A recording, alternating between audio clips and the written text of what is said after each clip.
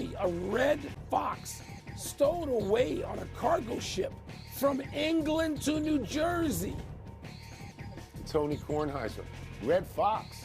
He's still with us? Red Fox? Well, kind of. Really? Kind of. He had to go join, Elizabeth, get away from Aunt Esther. But, 103 years old, Tony, grew up right here in part on the south side of Chicago. Did he go to high school with your mother? Is that a correct fact? Yes, DuSable High School. They must have been there together for a year or so at least. Good to know. Welcome to PTI, boys and girls. In today's episode, Maxx Crosby embraces the Raiders. Kyler Murray may be Minnesota-bound, and Miami of Ohio goes down for the first time all season. But we begin today with the World Baseball Classic. The United States team got into the quarterfinals because Italy beat Mexico last night, clearing the way for the U.S. to slide in. Vinny Pasquantino, the Kansas City Royals slugger, hit 3 home runs for Italy last night. After the 9-1 victory, Pasquantino looked into the camera and said, quote, "You're welcome, USA. We were thinking of you guys over at your hotel. Glad you guys could join us in the party," unquote. Wilbon, what does this mean for Team USA, and what did you make of Pasquantino? I only care about Pasquantino. I only care that was so cool. And that's what you have to do. From the time you are 6 years old and you learn to point in somebody's chest in your neighborhood because you hit the wiffle ball over the fence, you learn how to talk a little junk. Pasquantino, that was fabulous in an age of social media where people don't even really know how to effectively talk trash anymore. Pasquantino did it. That's all I care about. I'm glad the U.S. has advanced. I want to see us play. There's a couple of teams you want to play. I want to see us play the DR. I want to see us play Japan. I know we get Canada first, but come on, those games would be fun. But we did that only because Pasquantino and his boys allowed us in the door. Thank you, and thanks for the trash talk on the way out. Yeah, I agree with all of that. I loved Pasquantino. I loved the 3 home runs. I loved what he said. You're welcome, USA. Most of all, though, Mike, what I loved was that after every home run, because I watched this game, after every home run, he went over to the espresso machine in the Italian dugout, had a cup of espresso. I think I have this right. I think when you hit a home run, you put on a sport jacket because it gives you a sense of sophistication. And then you drink the espresso, and then they hug each other. And that is so much more sophisticated, so much better than spitting sunflower seeds at one another. Yeah, so he hit home runs last night. Or scratching. Yeah. He hit home runs last night in the 2nd and the 6th and the 8th. He basically won the game by himself. But he hadn't had a hit in the entire tournament prior to that. And I got to thinking, because he's a slugger. He had 32 home runs for the Royals and 113 RBI. I was wondering, did he think he should be on the United States team? But he's first baseman, and they've got Bryce Harper and Paul Goldschmidt, and they're not Italian, so they couldn't have flipped and gone somewhere else. That's right. You mentioned that the United States gets Canada next. I don't know if we can win the tournament, but that's yet another sport in which the United States is playing Canada in the last 3 or 4 weeks. We've seen this a lot. And then if we win, we get Korea or the Dominican Republic. I will say this. I found Mark DeRosa pointed to his own clubhouse some time back and said, honestly, we've got the 30 best ball players in the world in that clubhouse. Maybe. And I'm going, whoa, hold on a second. Maybe. Hold on a second. Are you telling me that Shohei Ohtani and Juan Soto are not in the 30 best? Come on. Come on. I don't know about that either, Tony. Yeah. By the way, did we beat Canada in curling? How'd that turn out? I've forgotten. Anyway. I don't know about curling. Beat them in hockey. Let's move to Maxx Crosby's first public comments since the Ravens backed out of their trade for him. Last night, the All-Pro pass rusher posted, quote, "I'm a Raider. I'm back. Run that bleep," close quote. Tone, do you expect Crosby to remain a Raider? No, I don't. I think that in the next few days and weeks, I think the Raiders are going to listen to a lot of teams come up with offers. I think they're going to find one of them acceptable and they're going to trade him. But if they want him to stay, that's fine. They just went out and spent a lot of money on free agents. They are a better team now. They're a better team now than they were when they were negotiating this trade. Plus, they have the #1 overall pick, which we assume will be Fernando Mendoza, who's going to get tutored by Tom Brady. Couldn't get much better tutoring than that. So if they want to keep Crosby, he's a great player. I'm with that. But no, I don't actually think that's what's going to happen. I just want to circle back to the Ravens for a second, because they too, on the field, they too are a better team than when they started with this trade, because they've got Trey Hendrickson and they've got both #1 draft picks. So they're better on the field. I don't know if they're better off the field. I don't know how other teams in the league now view the Baltimore Ravens. I think it is fair to question whether they were ever truly going to go through with this trade or if they just backed off as a matter of convenience. So I sort of wonder about that. I know there's a lot of talk among agents. I don't want to do deals with the Baltimore Ravens because, Mike, in the last few months or maybe even few weeks, they got rid of a very popular head coach in John Harbaugh, and they reneged on a deal for an all-pro player. It's very secondary to me how people view the Ravens. How are they going to view Maxx Crosby? Because another team said, no, you're damaged goods. And so that's what matters to me. Maxx Crosby's going to be a Raider because nobody else is going to offer a 1 and a 1. I doubt anybody's going to offer a 1 and a 2. People forget, Tony, we should have known there should have been more examination of this. Late in the season, Maxx Crosby stopped playing. Why? And what was the result of that going to be? And so these things, when they involve knees and meniscuses, they don't just go away. And so other people don't just get blamed. There's stuff that's happened. I'm familiar, it's a couple of my famous athletes, my favorite athletes of my life. One of them, Derrick Rose, whose career was never the same after meniscus issues. That's right. Never the same, okay? So, I think teams are going to not look at the Ravens. Don't look at the Ravens. Look at Maxx Crosby and wonder. You have to get an honest assessment out of what's up. And maybe you leave him there. I hope he can be Maxx Crosby and be great wherever he is. It looks like to me that's going to be with the Raiders and not necessarily somebody else. So you tossed him off the Bears. 3 weeks ago, you wanted him on the Bears. I told you I'm not giving up a 1 and a 2. I told you that before we got the news on the knee. Not a 1 and a 2 and $30 million. No. How about a 1? We turn to Kyler Murray, the biggest shoe yet to drop in free agency. According to the NFL Network, Murray is in Minnesota to talk to the Vikings. But the NFL Network also reports that Murray plans to have a conversation with 3 to 5 other teams. Wilbon, circling back to Minnesota here, would you have confidence in a pairing of Kyler Murray and Kevin O'Connell? No. I can have, and they're both not just competent. I mean, O'Connell's had some great success with Minnesota. Kyler Murray has had flashes. That's right.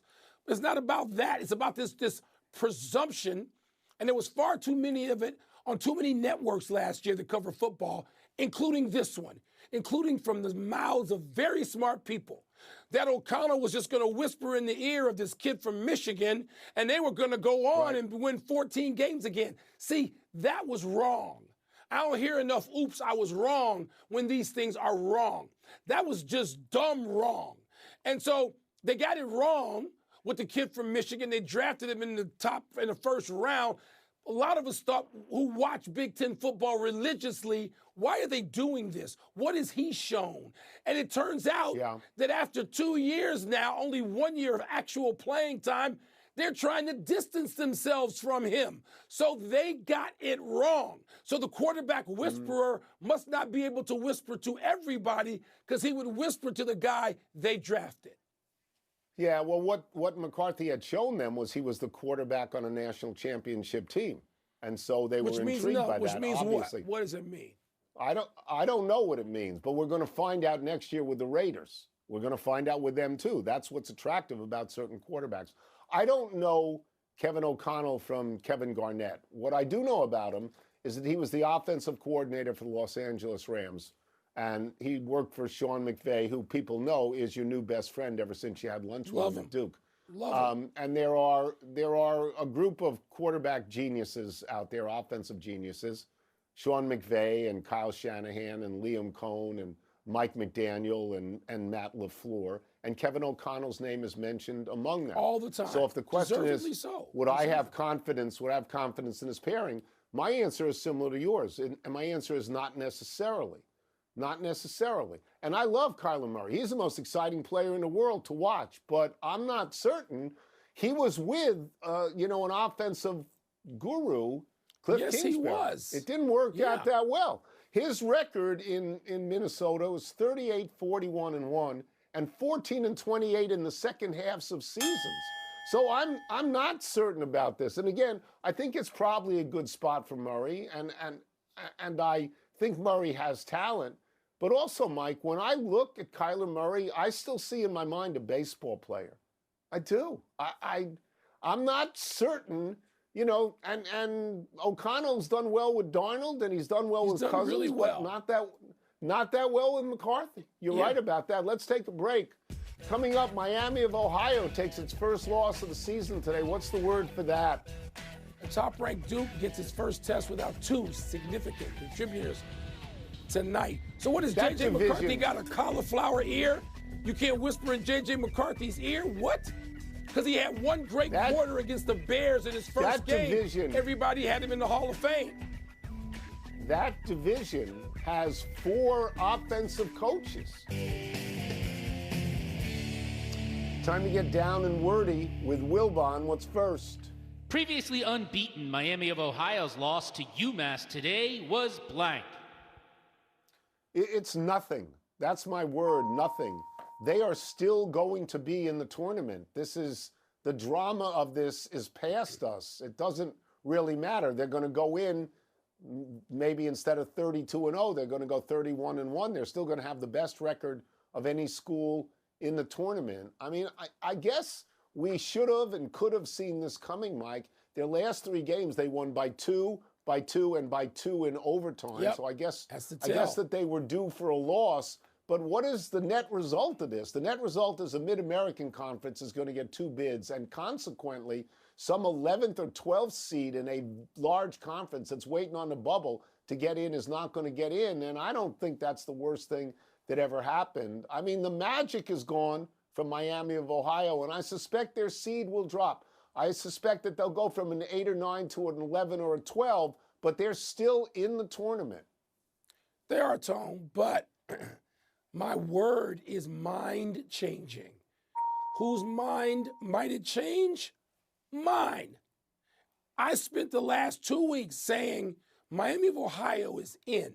They've already earned it. And that seems to have been the case. Yes. They've already earned it. Yes. But then, Tony, I think what happened here with this loss, and we could see it coming not just because of the scores, but because it was probably wearing them down. Those kids probably never dreamt they'd be on an undefeated team into mid-March. And it probably just wore them down to a frazzle. Now I'm hoping this loss will just release them. Because I'm rooting for them, but if you're out there watching and you're a casual fan and you're saying, wait a minute, should this team have been in anyway, this loss could be mind-changing. And so it annoyed me. I'm still rooting for them, but it annoyed me they dropped this game.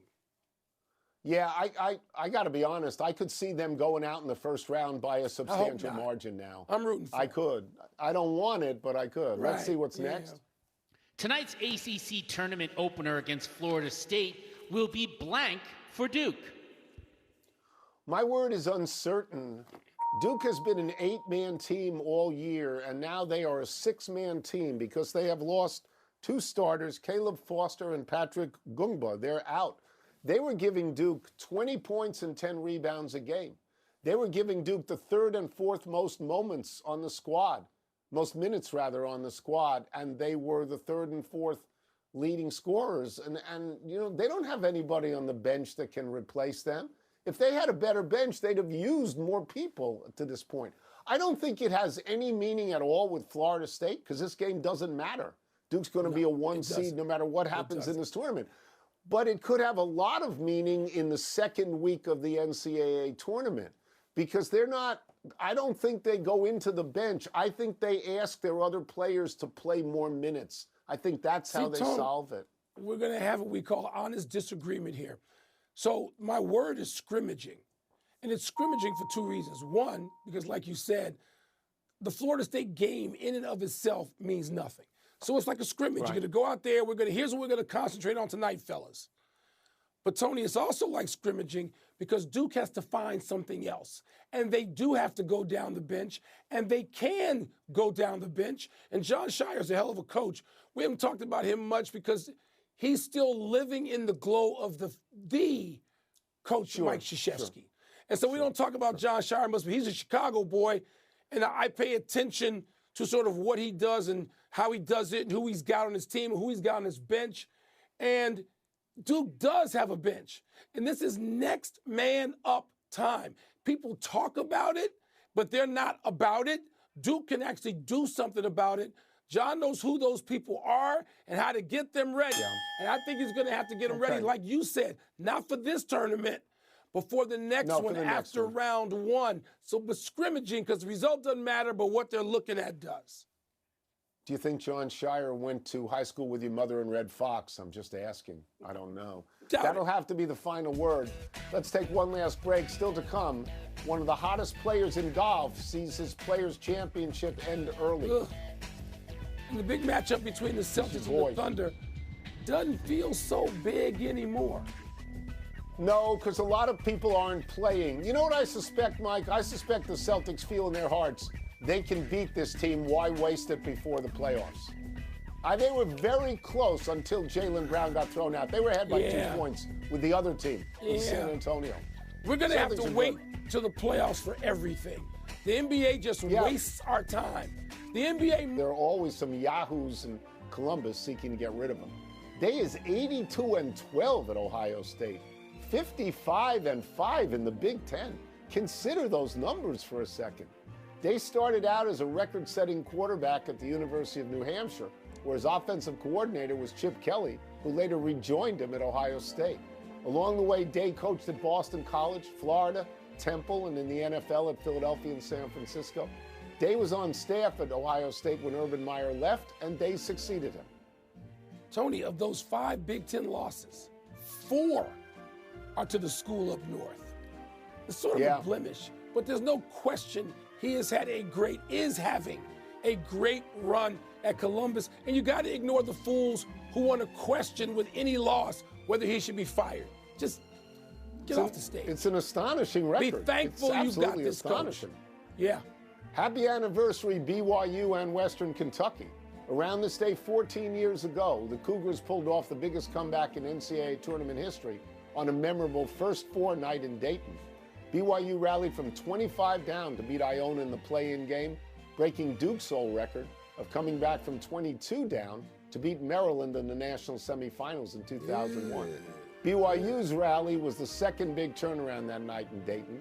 With President Barack Obama and British Prime Minister David Cameron in the stands, Western Kentucky came back from a 16-point deficit in the final 5 minutes to beat Mississippi Valley State 59-58.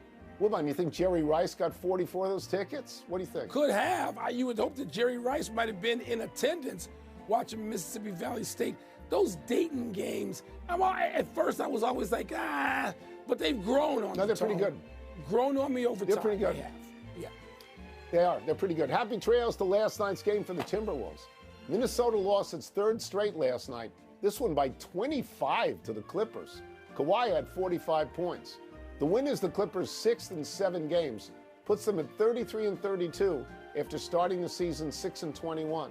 This apparently makes the Clips the first team in NBA history to move above 500 after falling at least 15 games under 500 in the same season.